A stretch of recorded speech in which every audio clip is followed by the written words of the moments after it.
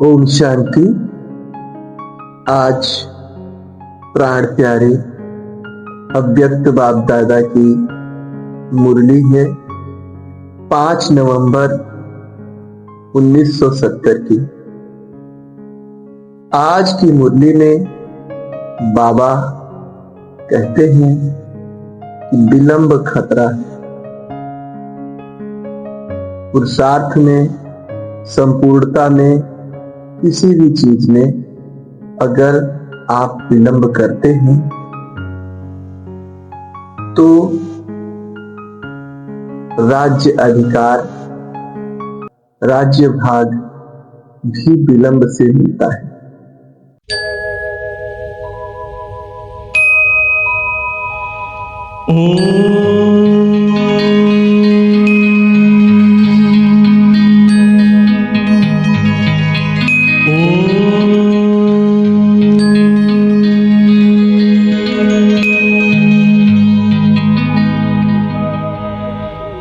ब्रह्म से शिव बाबा पधारे, बोलते ध्वनियों। ब्रह्म से शिव बाबा पधारे, बोलते ध्वनियों। ब्रह्म मुख से मधुर वाणी, बोलते ध्वनियों। ब्रह्म से शिव बाबा पधारे, ओम ओम।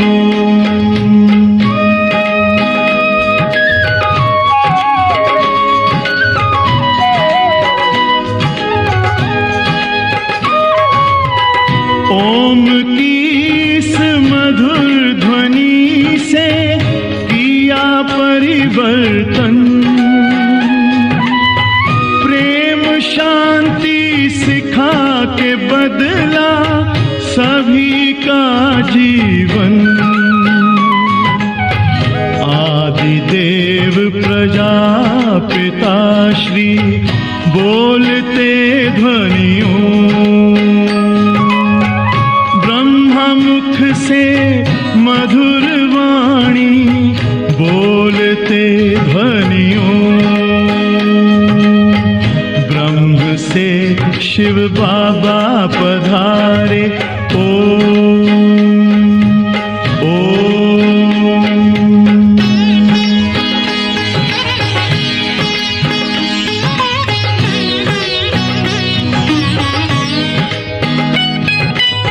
सोहनी सूरत मोहनी मूरत, ज्ञान के मोती।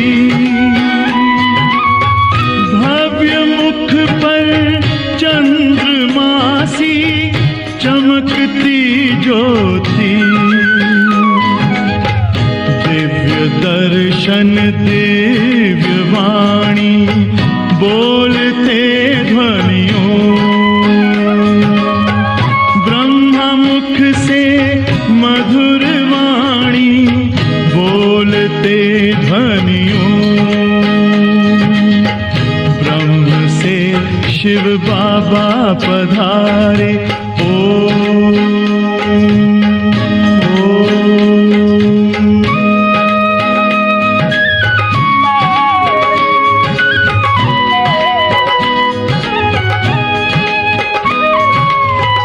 विश्व में थी पाप की जब घटा छाई,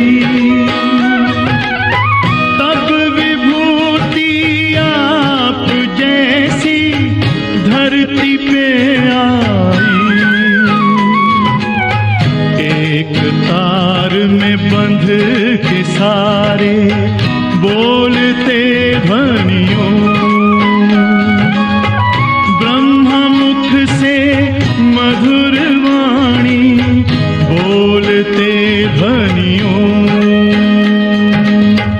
ब्रह्म से शिव बाबा पधारे, बोलते ध्वनियों। ब्रह्म मुख से मधुर वाणी, बोलते ध्वनियों। शिव बाबा पधारे।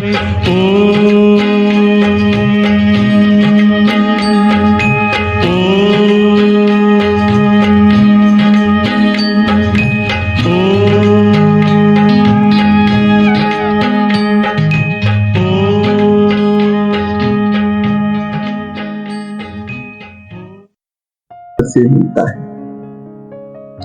मुरली की शुरुआत में बाबा कहते हैं, प्रश्न पूछते हैं कि पुरुषार्थ मूर्त हो या साक्षात्कार मूर्त हो। साक्षात्कार मूर्त कहां तक बने? अगर अभी आपका साक्षात्कार हो तो आपके पुरुषार्थी स्वरूप का साक्षात्कार होगा या संपूर्ण स्वरूप का होगा? बाबा कहते हैं साक्षात्कार संपूर्ण स्थिति का होना चाहिए। ऐसा ना हो कि जब आपके भक्त आपके समक्ष आए अथवा आपका दर्शन करे तो उसमें पुरुषार्थ की उतराई और चढ़ाई का साक्षात्कार हो। ये उतार और चढ़ाव जो स्थिति में है ठीक वैसे ही है जैसे कि आप फोटो खिंचवा रहे हो। बाबा ये उदाहरण देते हैं कि आप फोटो खिंचवा रहे हो और उसमें आप हिलते डुलते रहो, आप स्थिर ना रहो तो आपका फोटो सही नहीं आएगा। इसलिए फोटो खिंचाते समय बहुत ही सावधानी रखते हैं। ठीक इसी प्रकार से अगर आपकी स्थिति ऊपर चढ़ती रहती है, नीचे उतरती रहती है, ठहराव वाली नहीं है, स्थिर नहीं है, तो आपके भक्त आपका साक्षात्कार कैसे करेंगे? बाबा कहते हैं कि जैसे भिन्न भिन्न अभी के रूप होंगे, भिन्न भिन्न स्टेज होंगे, वैसे भिन्न भिन्न रूप में आप सबों की द्वापर युग से पूजा होती है। हर समय यह स्मृति में रखो कि अपना चित्र ड्रामा रूपी कैमरे में कैद हो रहा है। संगम युग पे जो कुछ करोगे वो संपूर्ण कल्प का आधार बनना है। बाबा कहते हैं सोचो कि एक एक चित्र व एक एक चरित्र का गायन और पूजन। तो क्या आपके जो अभी चरित्र हैं, जो क्रियाकलाप हैं, जो चित्र हैं, वो गायन योग्य हैं, पूजन योग्य बनने वाले? ऐसे बाबा अगर ऐसी बातें मन में चिंतन में लाते रहोगे तो संपूर्णता जल्दी आ जाएगी। संपूर्णता जल्दी धारण करने के बाबा कुछ उपाय बताते हैं। पहला उपाय ये है, बाबा कहते हैं कि ड्रामा में चित्र निकल रहा है, ये सोचिए। तो आप जैसे चित्र निकालते समय बड़ी सावधानी बरतते हैं, ऐसे आप जो जीवन जिएंगे बड़े ही सावधानी से बरतेंगे। फिर दूसरा, हमेशा ये सोचो कि हमारे चित्र व चरित्र गायन और पूजन योग्य हैं। अगर नहीं तो आप केयर करोगे कि और अच्छा हम करें और अच्छे से हम इसको सुधारें। तो इस प्रकार से ये दूसरा उपाय है। फिर बाबा कहती हैं तीसरा, ये ध्यान रखो कि सारे विश्व की आत्माओं की नजर हम पर है। संपूर्ण विश्व की आत्माएं सुख के लिए, शांति के लिए हम पर आश्रित हैं, वे हमसे मांग रही हैं। तो क्या हमारा चरित्र ऐसा बना है, हमारी स्थिति ऐसी बनी है कि हम उन्हें पूरा कर सकें? नहीं बनी है तो बनाए। तो ये बातें अगर हमारे दिमाग में होंगे तो बाबा कहते हैं कि संपूर्णता जल्दी आने की संभावना है। बाबा कहते हैं एक स्लोगन याद रखो। तो बच्चे कहते हैं कि आना है और जाना है, ये वाला स्लोगन। तो बाबा कहते हैं ये तो है ही है, लेकिन जाना है तो कैसे? ऐसे ही चले जाना है? बाबा कहते हैं संपूर्ण बन के जाना है। तो संपूर्ण बन के जाने के लिए एक स्लोगन याद रखो। वो स्लोगन बाबा कहते हैं डिले इज डेंजर।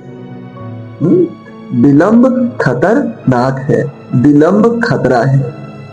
बाबा कहते हैं अगर आप यहाँ पुरुषार्थ में विलंब करोगे, संपूर्ण बनने में विलंब करोगे, तो राजधानी में आपको राज्य पद भी विलंब से मिलेगा, राज्य अधिकार भी विलंब से मिलेगा, देर से मिलेगा। ऐसे बाबा कहते हैं।